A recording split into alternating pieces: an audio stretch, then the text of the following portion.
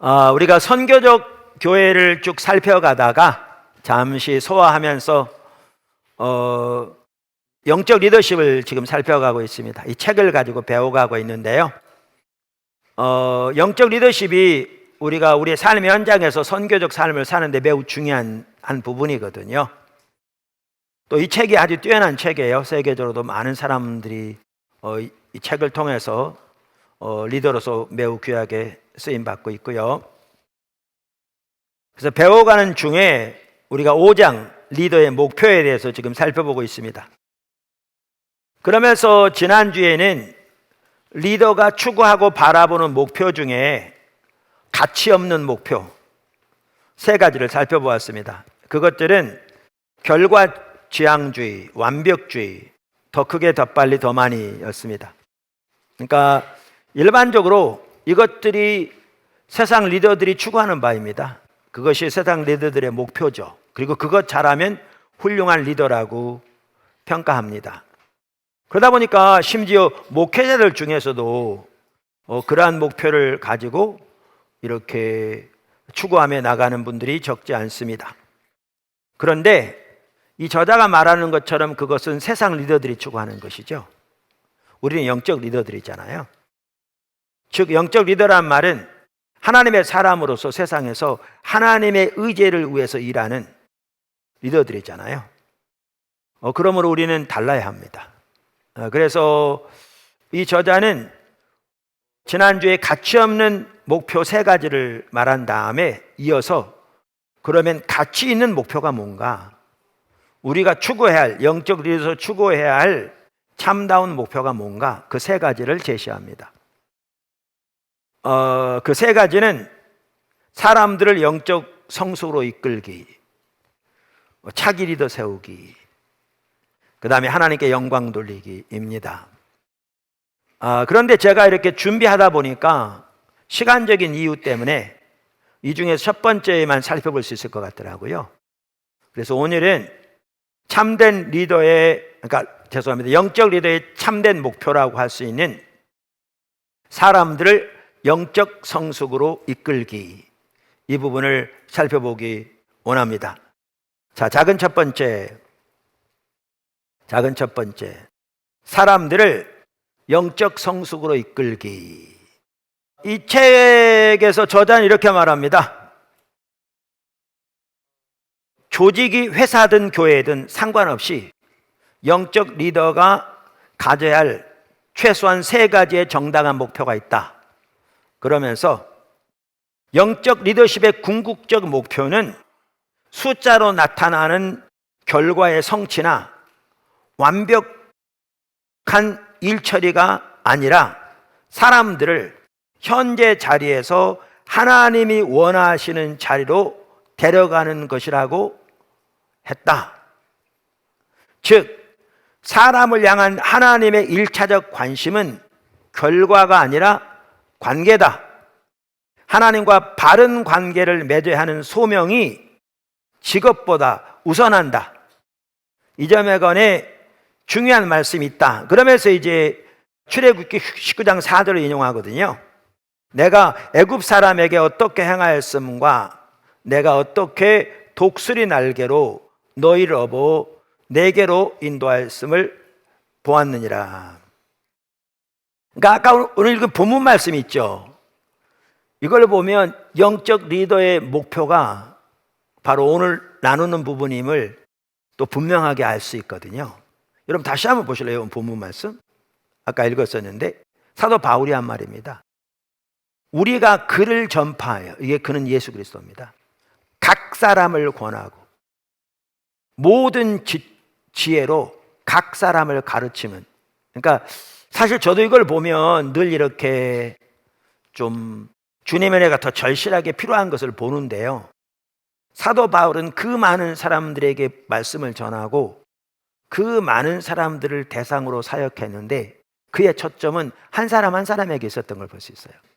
각 사람을 그리스도 안에서 완전한 자로 세우려 하매니, 여기 완전하단 말은 성숙한 자로 그 말이거든요. 그러면서 이를 위하여 나도 내 속에서 능력으로 역사하시는 이의 역사를 따라 성령님을 가리키겠죠. 당연히 이 일은 성령의 능력으로 가능한 거죠. 성령의 인도를 따라. 근데 그런데도 우리가 할 일이 있는 거죠. 그래서 뭐라고 말합니까? 내 속에서 능력으로 역사하시는 이의 역사를 따라 자기는 힘을 다하여 수고하노라. 정말 이 목표가 우리 리더들이 영적 리더로서 가져야 할 핵심적인 목표인 걸 볼 수 있는 아주 중요한 구절이죠. 지난주에 이어서 사실 동일한 본문을 오늘도 그래서 읽었거든요.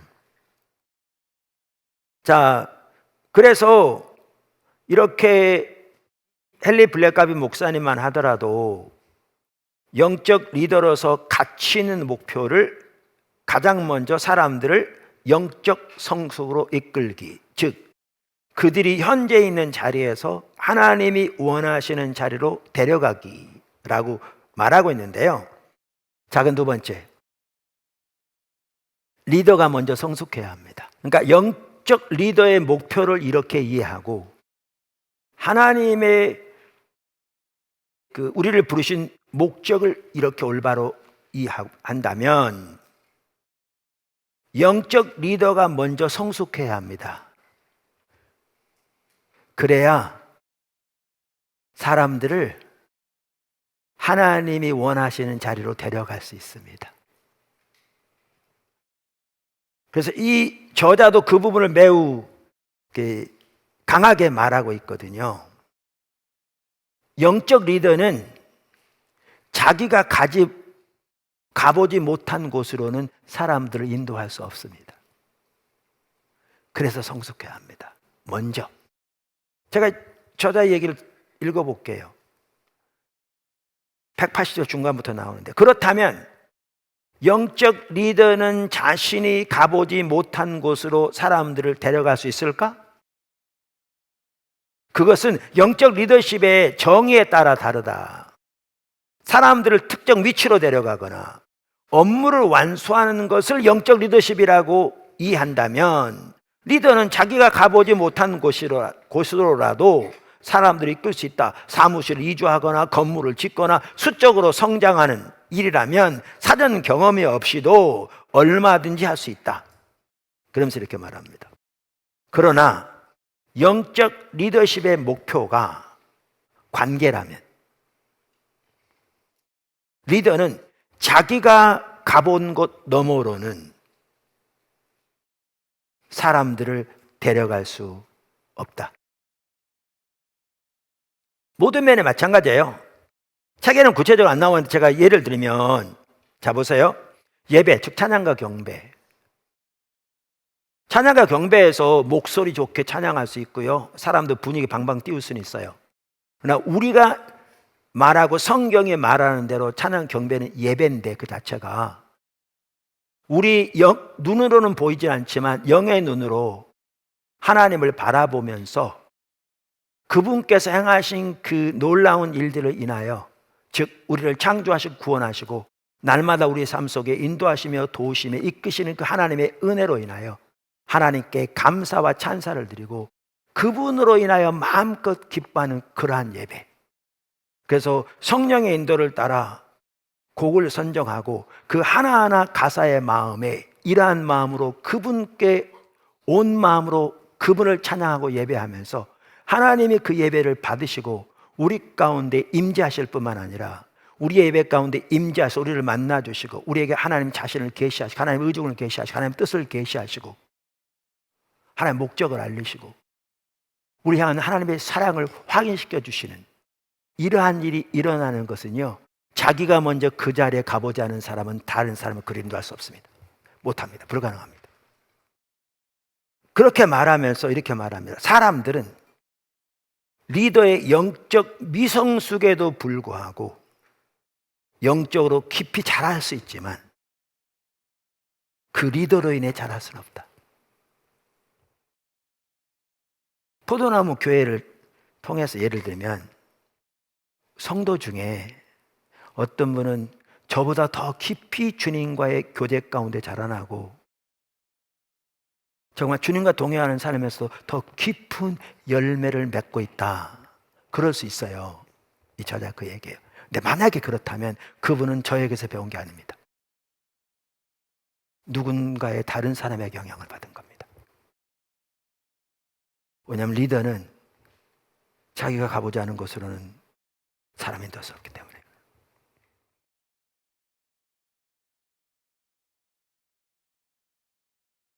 그래서 이 저자들이 이렇게 말하며, 따라서 영적 리더가 아래 사람들을 그리스도와 성숙하고 친밀한 관계로 이끌려면 자기 자신이 끊임없이 자라야 한다. 리더 자신이 높은 차원의 기도에 도달하지 못했다면 사람들을 그 차원으로 끌어올릴 수 없다. 리더에게 성숙한 믿음이 없다면 사람들을 더 깊은 차원의 믿음으로 인도할 수 없다. 자, 작은 세 번째, 하나님의 음성을 듣는 것의 중요성입니다. 그러니까 하나님께서 우리를 구속하신 가장 주된 목적이, 더 나아가 하나님께서 인간을 창조하신 가장 주된 목적이 창세기에 보면 무엇보다 하나님과 친밀한 사랑의 교제를 위해서였거든요. 근데 그 하나님과 친밀한 사랑의 교제를 가지려면 아주 중요한 한 부분이 하나님의 음성을 듣는 겁니다. 그것을 이 저자가 말합니다. 181쪽 두 번째 단락인데요, 이어서 이렇게 말합니다. 영적 조직은 모든 구성원이 하나님의 음성을 분명히 들을 줄 알고 기꺼이 순종으로 반응할 때만 잠재력이 극대화될 수 있다. 다시 말할까요? 읽어볼까요? 영적 조직은, 이것이 교회든지 회사든지, 이제 회사에서 이런 일을 하려면 일단 나누겠지만 더 큰 숙제가 있는 거죠. 교회도 마찬가지고요. 영적 조직은 구성원이 하나님의 음성을 분명히 들을 줄 알고 기꺼이 순종으로 반응할 때만 잠재력이 극대화될 수 있다. 그러므로 리더는 모든 따르는 사람들을 이 부분에서 훈련시켜야 한다. 지금 그 부분이 지금 여기서 말하고자 하는 바입니다. 리더가 하나님께 들어서 그 메시지를 사람들에게 전달하는 것만으로는 부족하다. 모든 사람이 하나님의 음성을 식별하고 말씀 듣는 법을 배워야 한다. 그렇게 될 때 리더는 자신의 비전을 주입하지 않아도 된다. 하나님이 주신 말씀을 단순히 사람들에게 나눈 뒤 사람들 스스로 확증을 구하게 하면 된다. 아까 제가 영적으로 자기가 가보지 못한 곳으로 사람 인도하지 못한다고 했죠. 이 점도 마찬가지예요. 무슨 말이냐면요, 어떤 사람들이 하나님의 음성 들었다고 그러면서 말은 다 하나님의 음성 들었다고 그래요. 근데 이렇게 하면 하나님의 음성 들었다고, 이렇게 하면 하나님의 음성 들었다고, 이렇게 완전 갈짓자예요. 이렇게 갔다 이렇게 그때만 다 뭐라 하나님의 음성 들었다고 그래요. 또 어떤 사람, 그러면 뭐 교회가 주님의 음성 듣고 따라간다 그러면 뭐 1000명의 교회 성도가 있다. 그럼 1000명이다. 이게 하나님의 음성이다. 이게 하나님의 음성이다라고. 이게 하나님의 음성이면 그게 어디로 가겠어요? 산으로 가는 게 아니라 하늘로 가겠죠. 그래, 하나님과의 관계에서 하나님의 뜻과 음성을 올바로 분별해서 올바로 가는 길을 지도할 수 있는 그 삶을 산 사람만이 그렇게 사람들을 올바로 이끌어갈 수 있어요. 거기에서도. 아무거나 돼버렸어요. 아무거나 돼버렸어요. 네 번째, 작은 네 번째. 영적 리더의 핵심적인 책임은 하나님의 관점에서 자기 조직의 현실을 파악하는 것입니다.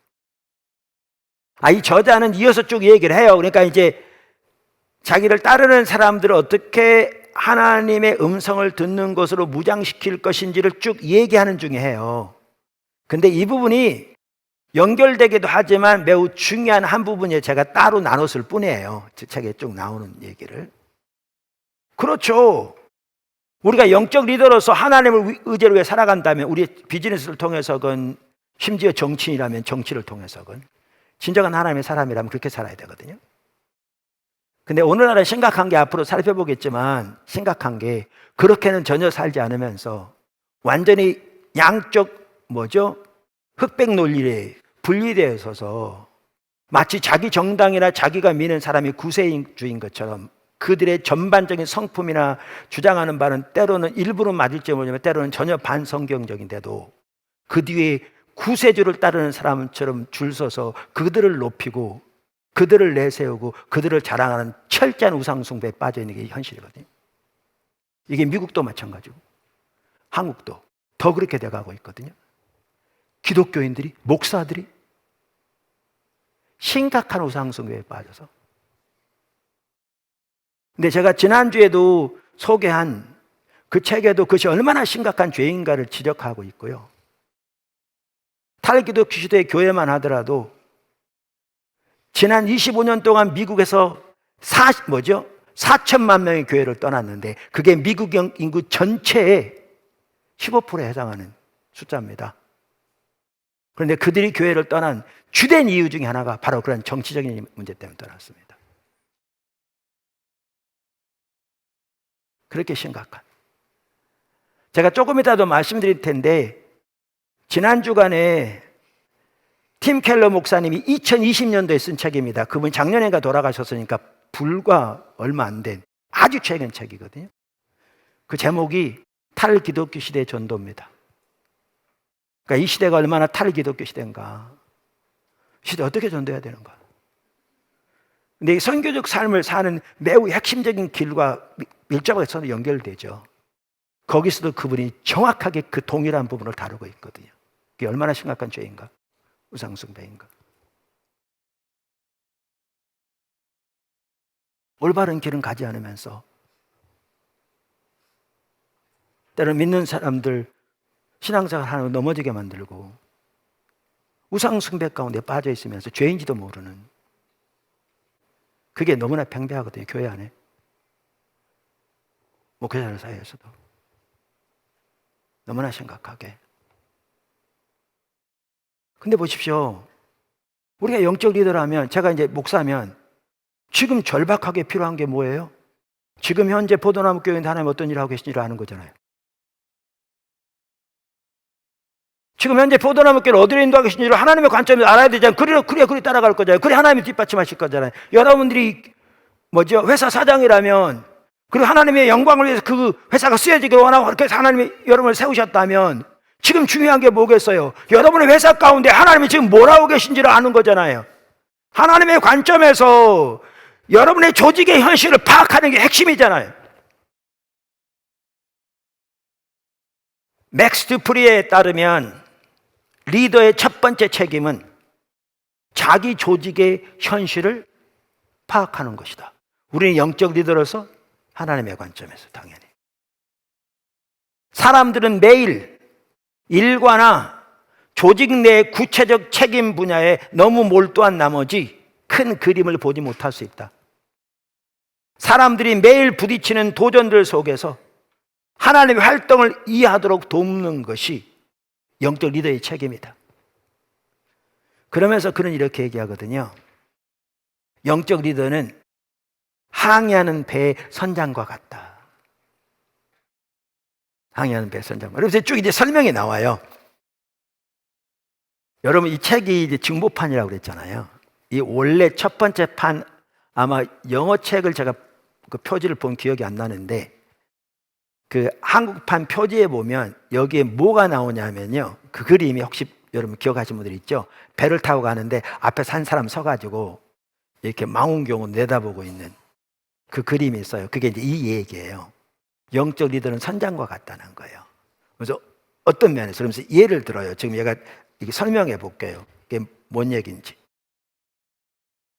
이제 배가 육지에 목적지에 다 가까워지면 육지의 흔적을 찾아서 사람들이 노력하는 거죠. 옛날 얘기죠. 그러면서 이제 항해사 그런다는 거죠. 육지다! 이렇게. 근데 알고 봤더니 육지가 아니고 뜨거운 태양 아래에서 수증기가 올라와서 육지처럼 보인 거였죠. 또 다른 거 육지다! 봤더니 고래떼였습니다. 이런 걸 쭉 말하고 난 다음에 이렇게 말합니다. 바다를 조심스레 살피던 선장은 동편으로 틀림없이 육체 형체를 찾아낸다. 머나면 수평선 위 미세한 돌기에 지나지 않지만 선장은 그것이 육지임을 알아본다. 이게 무슨 말이냐면 영적 리더는 이처럼 하나님의 관점에서 자신들이 처해 있는 현실을 분별할 수 있다고 말해요. 또 분별해야 한다고 말이죠. 그러면서 이렇게 얘기해요. 그러면서 그럼 이렇게 됐을 때 그 리더는 그 선원들에게 만약 그 선장이 예를 든다면 못 봤다고 꾸중만 하겠냐? 아니면 염려하지 마. 내가 필요하면 항상 알려줄게. 그렇게 말하겠냐? 그러면서 둘 다 아니라고 말합니다. 그러면서 이 저자가 말하고자 하는 바가 그거예요. 따르는 사람들에게도 하나님의 관점에서 현실을 분석하고 하나님의 움직이심을 분별할 수 있도록 무장시켜야 한다. 지금 그 얘기거든요. 무장시켜야 한다. 그러면서 이렇게 말합니다. 아까 말한 그 언급하면 둘 다 아니다. 선장은 자기가 어떻게 수평선 위의 육지를 식별할 수 있게 되었는지 안다. 바다에서 더 많은 세월을 보냈던 것이다. 그는 선원들의 시력이 자신과 다를 바 없이 좋다는 것도 안다. 방법만 가르쳐주면 그들도 선장처럼 육지를 잘 볼 수 있다. 그래서 선장은 멀리 있는 형체가 바위인지 고래인지 식별하는 법을 가르친다. 그러면서 영적 리더에서 말합니다. 영적 리더는 일반적으로 하나님과 동행해 온 세월이 긴 편이다. 그들은 성령이 미세한 음성을 들려주실 때를 식별하고, 요 말에도 설명이 필요한데요. 일부에서 잘못 생각하는데 우리가 준비된다고 하나님의 음성을 자동적으로 듣는 게 아닙니다. 하나님이 주권자십니다. 하나님이 원하신 때 하나님의 방법으로 하나님의 뜻을 알리십니다. 그럼 우리 편에서 어떻게 해야 되냐면 하나님이 말씀하실 때 들을 수 있는 준비가 되어 있어야 합니다. 그러니까 다시 말하면 성령께서 말씀하실 때 그것을 식별할 수 있는 것이 우리에게 있어야 합니다. 이게 영적 리더라는 거죠. 하나님은 자판기가 아니에요. 동전 놓고 버튼 나온 게 아니에요. 그분은 주권자시거든요. 그들은 성령이 세미한 음성을 들려주실 때를 식별하고 하나님의 손길이 함께 하실 기회를 가려낸다. 주님의 움직이심을 포착한다고 말이죠. 육지와 고래떼를 구분할 수 있는 것처럼. 다른 사람들보다 은사나 재능이 많아서가 아니다. 하나님과 동행해온 경험이 많을 뿐이다. 따라서 리더는 가파니 선장처럼 하나님이 역사하시는 곳을 볼 수 있도록 가르쳐야 한다. 하나님과 딴 방향으로 가는 경향이 있는 사람들에게 하나님을 더 잘 알 수 있는 법을 가르쳐야 한다. 이게 리더의 몫이라는 거예요. 지금 영적 성숙으로 이끄는 한 중요한 부분이라는 거죠. 일단 사람들이 하나님의 음성 듣는 법을 배워 그분의 인도를 분별할 수 있게 되면 조직은 하나님을 섬기는데 엄청난 잠재력이 생긴다. 이제 조직의 사역은 항상 경무에 시달리며 하나님의 인도를 분별해야 하는 한 리더에게 의존하지 않아도 된다. 하나님이 예비하신 다음 땅의 신호를 찾아 조직 전체가 신바람 나게 수평선을 살피기 때문이다. 사람들을 이런 지평선까지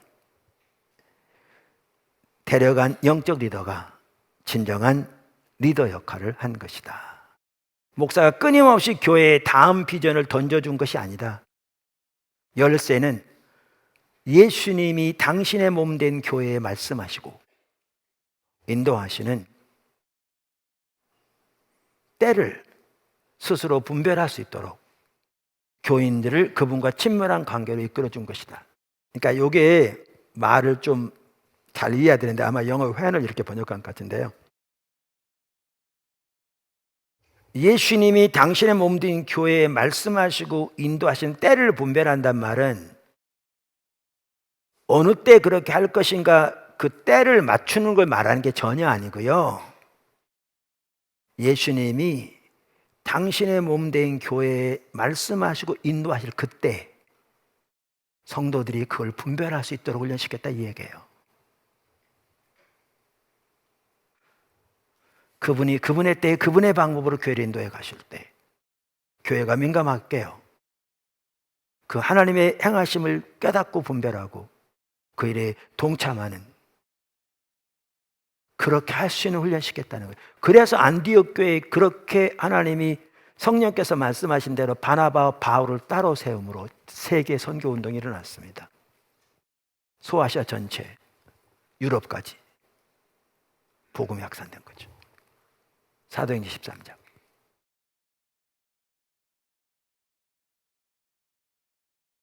자, 그럼 지금까지 우리가 이렇게 영적 리더의 목표로서 첫 번째가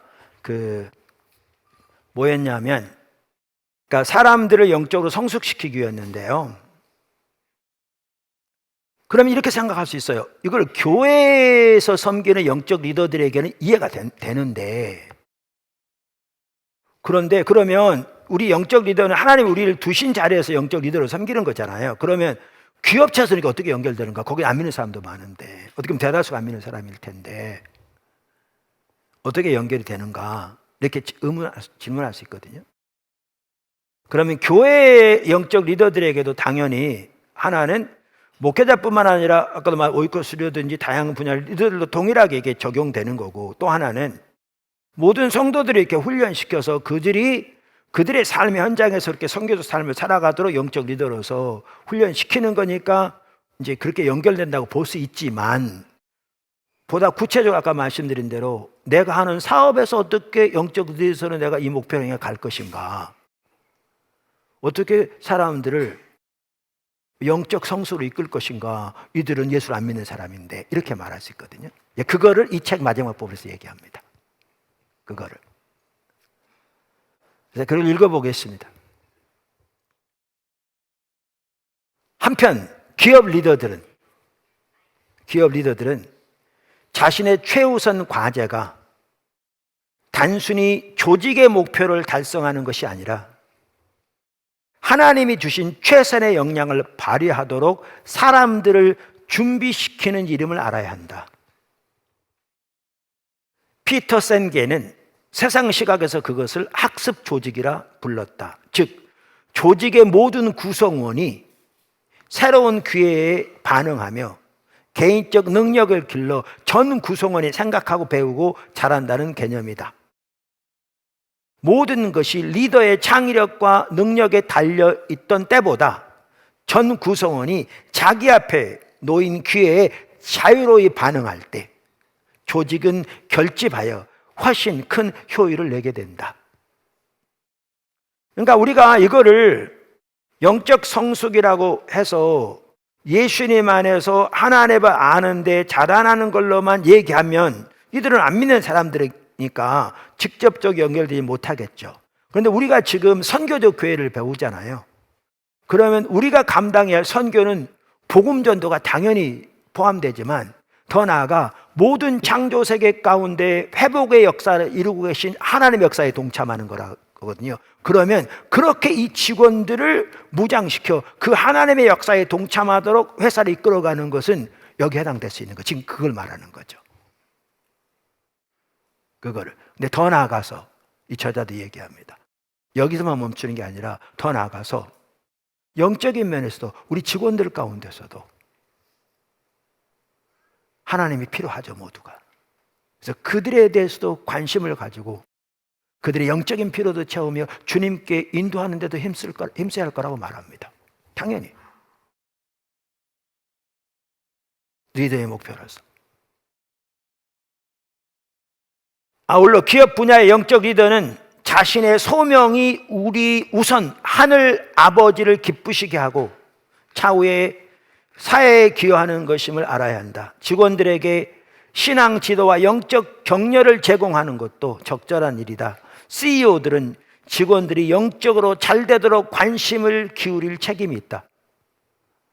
여기에는 그들의 구원을 위해 꾸준히 기도하고 직원들에게 간단히 복음을 전할 기회를 마련하는 것도 포함될 거다. 그러면서 옆에 보면 리차드 블랙가비 목사님의 예가 나옵니다.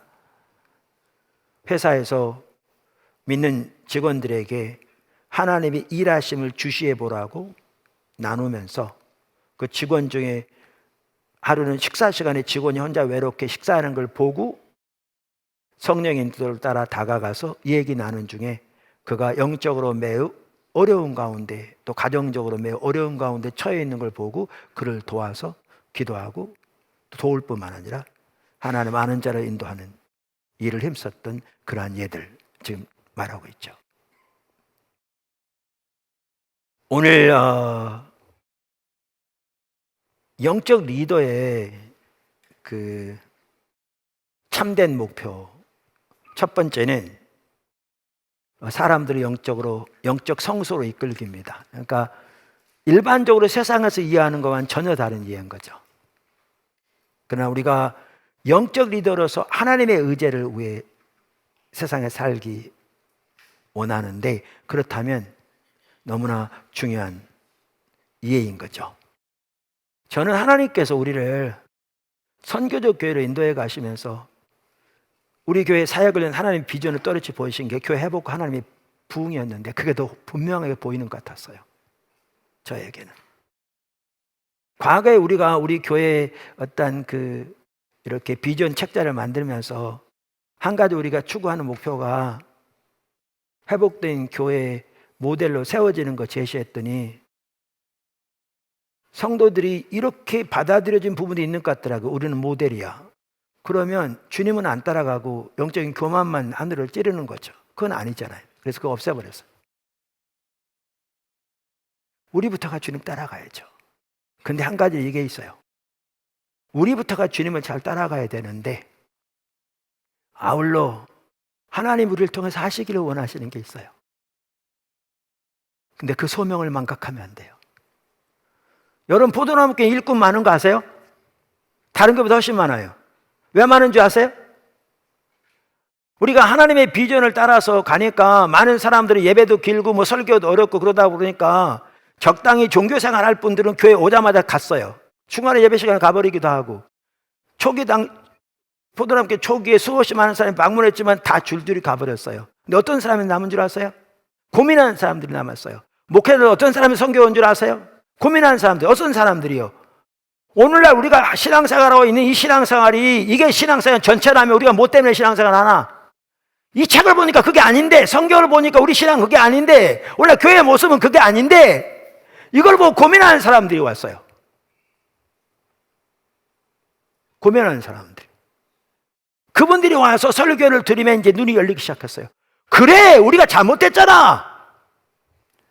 우리 옆으로 갔잖아. 그 보는 사람이 더해지기 시작했어요. 보는 사람들이. 그러면서 그들 중심으로 교회가 세워지기 시작하니까 교회는 전혀 다른 형태의 교회가 됐어요. 근데 교회가 성장하고 소문이 나니까 가족들을 데려오고 또 소문이 나서 오기도 했지만 모두가 다 그런 건 아니죠. 또 우리도 나태해지면 주님 따라갈 소홀히 할 수 있고. 그러나 근본적으로 그게 있어요. 그러니까 일꾼들이 많아요. 왜냐하면 일반적으로 그냥 편안한 소위 종교생활 할 분들은 아예 걸러내지거든요. 못 견디니까요. 여러분 그래서 지금도 제가 여기저기 가잖아요. 그러면 그런 신앙을 추구하는 사람들이 모인 교회를 가면 아무도 저를 알아보는 사람이 없어요. 제가 유명하다는 얘기가 아니고요. 아무도 알아본 사람이 없어요. 왜요? 그들은 TV도 안 보고 보지도 않거든요. 근데 어떤 사람들은 저를 알아본 줄 아세요? 고민하는 사람들이요. 어떤 데는 큰 교회 목사님, 우리 교회보다 사이즈는 훨씬 더 큰 교회 목사님 조용히 와서 그러기도 해요. 목사님 설교 잘 듣고 있어요. 어떤 사람들이요? 고민하는 사람들이요. 주님의 뜻을 알기를 고민하는 사람들. 오늘날 이 시대의 교회의 모습을 보고 주님의 은혜를 구하여 고민하는 사람들, 하나님 의도하신 교회가 되기 위해서 기도하는 사람들, 그 사람들은 알아요. 많이 알아요. 어떤 사람은 줄줄이 찾아와 사진 찍자고 막 그러기도 하고요.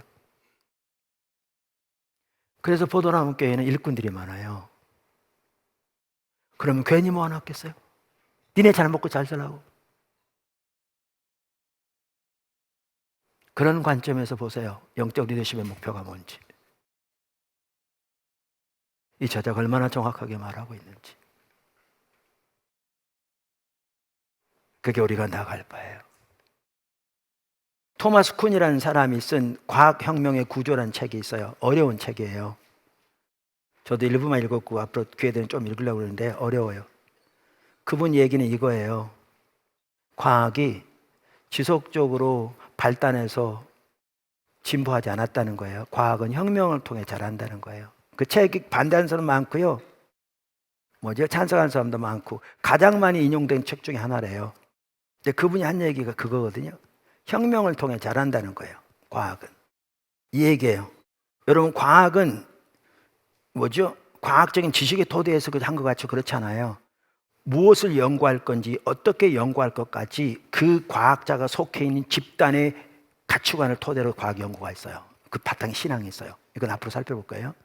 자, 그래서 이제 과학이 발달하는데 여기에 패러다임이 생긴다는 거예요. 그럼 이 패러다임 맞춰서 문제도 해결되는 거죠. 자, 보세요. 그래서 르네상스가 일어나 과학혁명이 일어납니다. 그 과학혁명이 일어났을 때 가장 귀하게 쓰임받은 사람이 뉴턴입니다. 뉴턴의 물리학이 그동안 과학계의 핵심적인 패러다임을 제시했죠.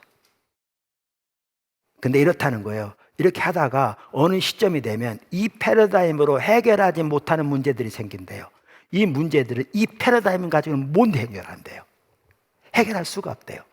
그러면 과학자들은 새로운 패러다임을 찾아서 그걸로 해결한대요. 그러면 이게 해결되어지고 이런 해결되지 않은 문제들이 해결되지면 이게 새로운 패러다임으로 자리를 잡는 게 혁명인 거죠. 그리고 이 패러다임으로 이전 패러다임 보면 이해가 되는데 이전 패러다임으로는 이 패러다임을 찾아낼 수가 없는 거죠. 예를 들면 이런 거예요. 뉴턴의 물리학, 그러면서 나중에 뭐가 나오냐면 아인슈타인의 상대성 이론이 나와요. 근데 아인슈타인의 상대성 이론은 뉴턴의 물리학으로는 아무리 많이 연구해도 발견할 수 없는 거예요. 이걸 찾으려면 새로운 패러다임이 필요한 거예요.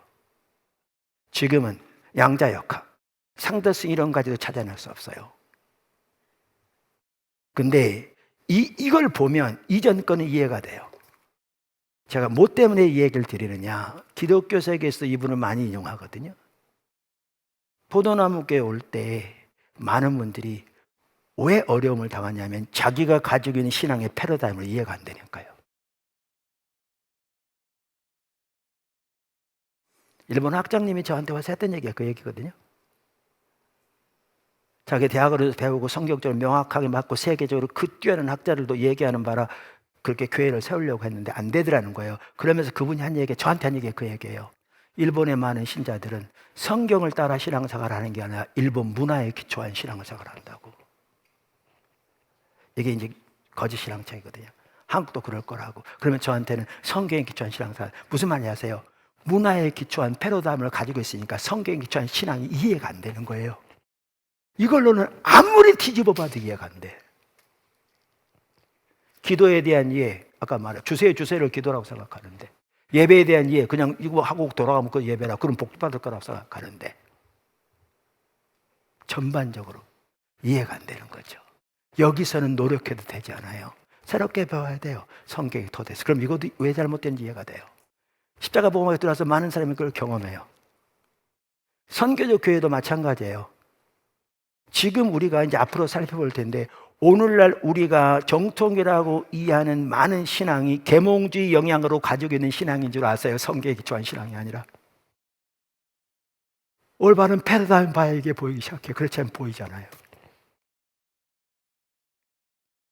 그래서 제가 책들 소개해 주는 거잖아요. 귀한 학자들이 세계적으로 쓴 책들. 그래서 중요한 게 그거였어요.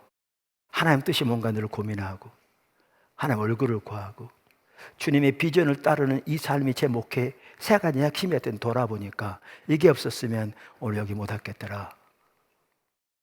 그래서 여러분 오늘로 나눴는데 이렇게 주님을 따라가려면 안다고 생각하는 거 내려놓고 하나님의 말씀에 토대해서 주의 뜻이 뭔가를 알기를 고민하고 그 가운데 함께 있기를 구해서 배워야 돼요.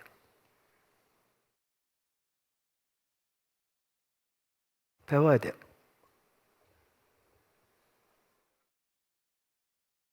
그렇게 되길 축복합니다.